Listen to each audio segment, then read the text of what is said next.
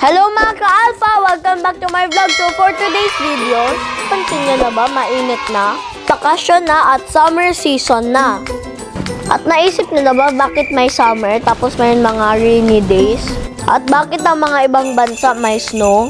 So today mga ka-alpha, I will explain in a very easy way and a very fun way. Bakit ba may season? Ready na ba kayo mga ka-alpha? Let's go!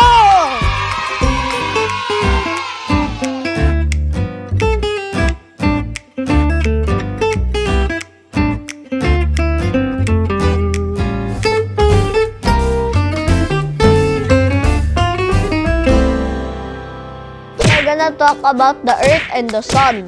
Alam nyo ba mga ka-alpha that the Earth ay umiikot around the Sun? Ang tawag yun ay orbit. It takes at least 1 year to turn around the Sun.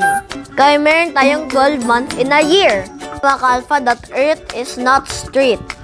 It is tilted a little bit. Parang ganito mga ka-alpha, oh. That tilt is the reason why we have seasons. Alpha, bakit ka ba mainit during summer? Kapag ang Earth natin ay tilted at malapit sa Sun, mas madaming sunlight na matututok sa atin. Kaya mas mainit, mas mahaba ang daytime, mas mabilis tayo mapawisan. And that is called summer. Kaya ngayon summer, mas mainit na, mag-inom ng madaming tubig, at gusto rin natin mag-beach! So usually, sa Philippines, tapos ng summer, rainy seasons na. Habang umiikot pa yung Earth sa Sun, nagbabago ang panahon. Ang ulan mga ka-alpha ay importante kasi tinutulungan ng mga plants na tumubo. Pinupuno ang mga rivers at ang mga dam na nakakatulong sa farmer. Kahit minsan nakakainis ang ulan, importante pa rin siya. Here is something cool.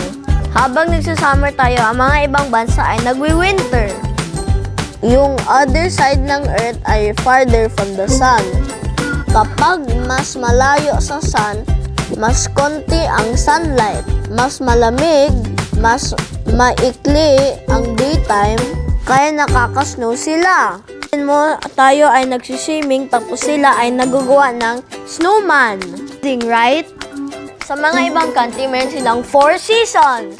Number 1 is autumn, number 2 is spring, number 3 is summer, and number 4 is winter. Sa Philippines, usually meron tayong 2 seasons. One dry season.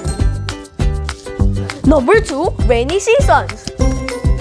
Bakit na importante malaman natin ang mga ibang seasons? Importante na malaman natin lahat ng seasons kasi natin kung ano isusuot natin. At alam natin paano maganda. At alam natin paano mag-protect sa mainit. Ngayon, pa-summer na.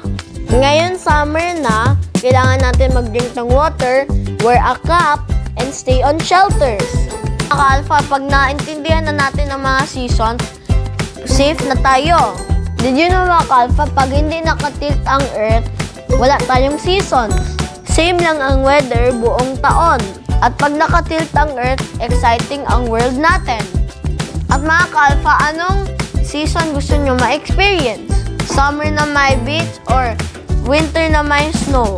Ka-alpha, i-comment down below nyo kung anong gusto nyong season ma-experience. So mga ka-alpha, dito na tayo nagtatapos sa ating vlog. So don't forget to like, share, and subscribe, and comment down kung anong gusto nyo po gawin sa akin next. Bye-bye mga ka-alpha! Sana meron kayong natutunan. Bye-bye mga ka-alpha!